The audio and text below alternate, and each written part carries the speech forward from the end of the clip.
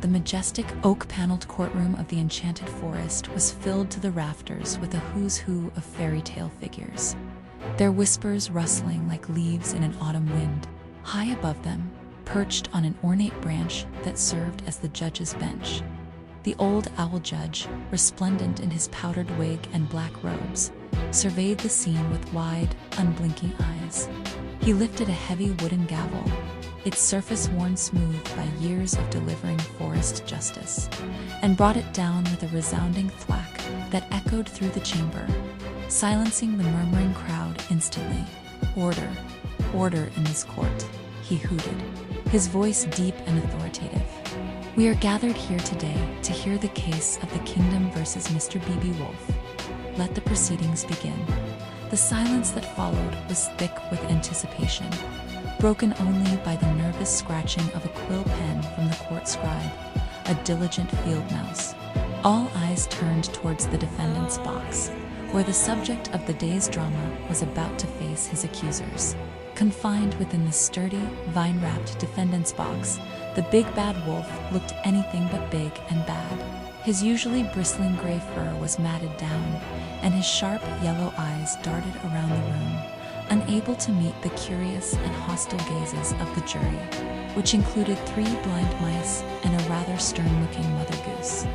He tugged nervously at the collar of his ill-fitting burlap tunic, his claws making a soft asterisk click-clack asterisk sound against the wooden rail.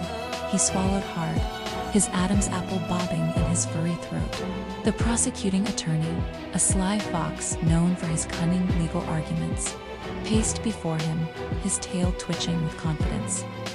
The wolf tried to project an air of innocence, puffing out his chest slightly, but the effort was betrayed by the trembling of his paws and the way his ears drooped in submission.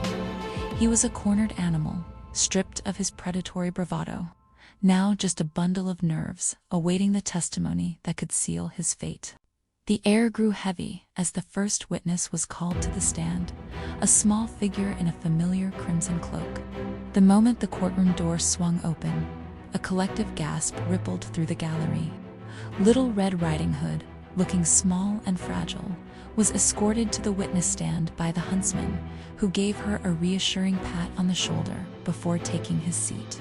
She smoothed down her famous red cloak and sat, her small feet barely touching the floor. The fox attorney approached her gently. "Miss Riding Hood," he began, his voice uncharacteristically soft, "can you please identify the individual who you encountered in the woods on your way to your grandmother's house?"